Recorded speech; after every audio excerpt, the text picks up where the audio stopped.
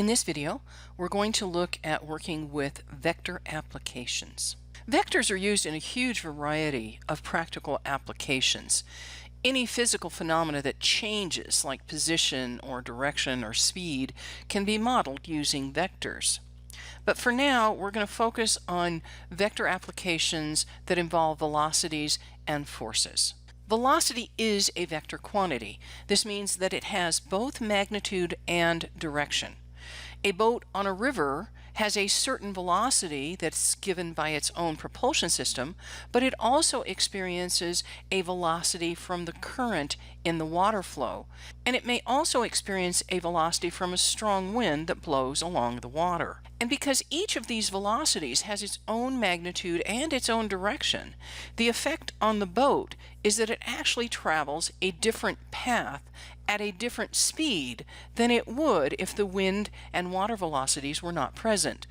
The velocity of the resulting path is the resultant of the sum of all the velocities acting on the boat, while the speed of the boat is the magnitude of the resultant velocity vectors themselves.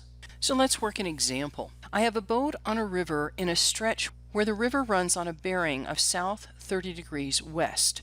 This means that the river current is traveling 30 degrees west of due south, and it has a constant rate or speed of 6 miles per hour in this direction. If the boat is traveling due east at 18 miles per hour relative to the shore, find the speed of the boat and its heading relative to the moving water. I'm going to set up a coordinate axis system of x and y with an origin, and I'm going to impose a compass direction on it where the positive y-axis points in the north direction while the positive x-axis points in the east direction. Now I put in the vector that corresponds to my boat traveling due east with respect to the shore at 18 miles per hour. In component form, I use v sub s to designate the velocity with respect to the shore, and I write it in component form as 18,0. Now I'm going to put in the river current in this stretch. That river current is traveling 30 degrees west of due south, and I put the tail of that vector at the tip of the vector for my boat's velocity with respect to the shore. And this is my vector W, which corresponds to the water velocity. The magnitude of that is 6. The velocity with respect to the water is the resultant of the sum of these two vectors. To find the resultant, I need to resolve the W vector into its x and y components. The speed of the water in the x direction is the magnitude of the vector w times the cosine of 30 degrees. This gives me 3 times the square root of 3. The y component of the water velocity is given by the magnitude of the w vector times the sine of 30 degrees, or 3. This means that I can write my water vector in component form as -3 square root of 3 and -3. I have to put the signs in that correspond to the direction those component vectors will take with my coordinate system. The resultant is the sum of the velocity of the boat with respect to the shore plus the velocity of the water, which gives me the velocity of the boat with respect to the water. The velocity of the boat with respect to the water is given by the vector 18,0 plus the vector -3 square root of 3 and -3. I just simply add those components. Velocity of the boat with respect to the water is the component vector 18 minus 3 square root of 3 and -3. The magnitude of this velocity is given by the square root of the quantity 18 minus 3 square root of 3 squared plus 9, which is approximately 13 miles per hour. The heading of my boat is given by theta is equal to the inverse tangent of -3 over 18 minus 3 square root of 3. This is approximately equal to 103 degrees measured from due north, and that's what a heading is measured directly from due north. The other applications we want to talk about are force vectors. Force vectors can be a little tricky to work with, especially when the forces do not immediately align along horizontal and vertical axes of a standard rectangular plane. The key to working with these is to decompose the non-vertical and non-horizontal vectors into their respective vertical and horizontal components, paying close attention to the angles between the vectors and between the vectors and the horizontal and vertical axes in your system. So here's an example where I have a 350-pound engine suspended from two chains that are attached to a ceiling that lies horizontal. The left chain forms an angle of 30 degrees with the ceiling, and the right chain forms an angle of 45 degrees with the ceiling. How much weight must each chain support? So I've sketched in my vectors on this setup. The yellow box with the vertical green stripes represents my engine at 350 pounds. The W vector pointed straight down is my weight vector for my engine, and that magnitude is the 350 pounds. T sub L is the tension directed along the left-hand chain away from the engine, and T sub R is the tension directed along the right-hand chain away from the engine. Now I'm going to work only with the vectors themselves, and I have to resolve T sub L and T sub R into their respective horizontal and vertical components. So I'll set up the same diagram that I just had with my ceiling and my two chains arranged so that the left chain makes an angle of 30 degrees with the ceiling and the right chain makes an angle of 45 degrees with the ceiling. And the origin of my coordinate system is placed at the center of mass for the engine hanging from both chains. I'm going to put in the tension vectors T sub L along the left-hand chain, pointing from the origin toward the ceiling along the chain, and T sub R starts at the origin and points toward the ceiling along the right-hand chain. Notice that using the opposite interior angles, I have a 30-degree angle between my left tension and the horizontal, and I have a 45-degree angle between the right tension and the horizontal. This means that my T sub L can be written in terms of the horizontal and vertical components. It is given by minus the magnitude of T sub L times the cosine of 30 degrees and the magnitude of T sub L times the sine of 30 degrees. This is the component form for the tension along the left chain. The right chain can be written as the magnitude of the tension along the right chain times the cosine of 45 degrees and the magnitude of the tension in the right-hand chain times the sine of 45 degrees. My weight vector can be written in component form as 0 and negative 350. Notice I put the negative sign in because the W points downward. In this particular scenario, my engine is not moving. In other words, it is in static equilibrium, which means that all of my forces have to sum to 0.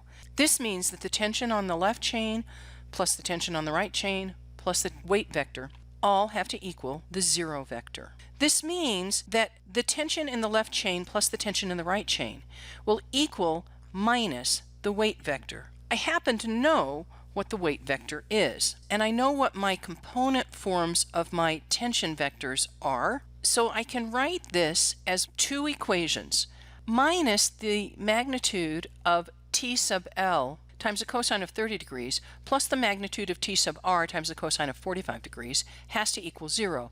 This is the sum of the horizontal components of my vectors, and the magnitude of T sub L times the sine of 30 degrees plus the magnitude of T sub R times the sine of 45 degrees has to equal 350 pounds. This is the sum of the vertical components of my vectors. In vector component form, I can write this as minus the magnitude of T sub L times the cosine of 30 degrees plus the magnitude of T sub R cosine of 45 degrees and the magnitude of T sub L sine of 30 degrees plus the magnitude of T sub R sine of 45 degrees is equal to the component vector 0, 350. Now I'm going to take the two equations for the horizontal and vertical components and see what I can do to solve this problem. I'm going to start with my horizontal components.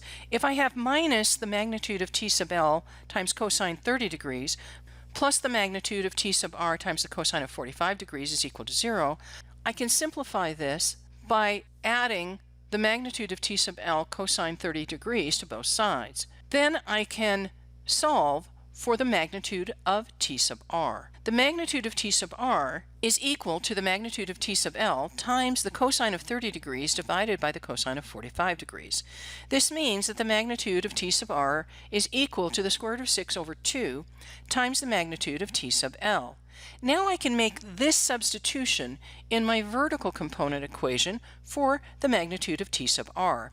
This gives me the magnitude of t sub L times the sine of 30 degrees plus square root of 6 over 2 times the magnitude of t sub L times the sine of 45 degrees is equal to 350. I can factor the magnitude of t sub L out, and I get the magnitude of t sub L times the quantity sine of 30 degrees plus square root of 6 over 2 times the sine of 45 degrees is equal to 350 pounds. Solving this for the magnitude of t sub L gives me 256 pounds. Plugging this back in, I can compute the magnitude of t sub r. The magnitude of t sub r is approximately 314 pounds, so that the left chain has to support 256 pounds and the right chain has to support 314 pounds. So now you get to try it. You have a 100 kilogram object resting on an inclined plane that is at an angle of 30 degrees to the floor. Pause the video and find the vector components of the force perpendicular and parallel to the inclined plane, assuming the vertical force exerted by an object of mass m is its weight of mg, where g is 9.8 meters per second squared, and this is the acceleration due to gravity. When you are ready, restart the video to check your understanding. I want to give you a hint. For this problem, set it up so that your coordinate system aligns so that the horizontal x-axis is along the surface of the plane, and the y-axis is perpendicular to the surface of the plane. So my 100 kilogram object rests on an inclined plane that makes an angle of 30 degrees to the floor. I'm going to sketch this. Here's my inclined plane. It's just a wedge with an angle of 30 degrees between the inclined surface and the horizontal. I have an object represented by a square cube sitting on this inclined plane. I want to find the vector components.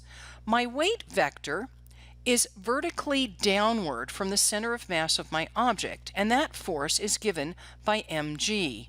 First, I need to resolve the vertical vector into a vector parallel to the plane and a vector perpendicular to the plane. The component parallel to the plane has an origin at the center of mass on my object and points downward along the inclined plane. The component that is perpendicular to the inclined plane is going to have an end point at the tip of the component parallel to the plane, and it will end at the tip of my weight vector. So the component of my weight vector parallel to the plane is mg times the sine of 30 degrees. This is equal to 100 times 9.8 times the sine of 30 degrees, which is equal to 490 kilogram meters per second squared. The component perpendicular to the plane is given by F perpendicular is equal to mg cosine 30 degrees, which is equal to 100 times 9.8 times cosine 30 degrees.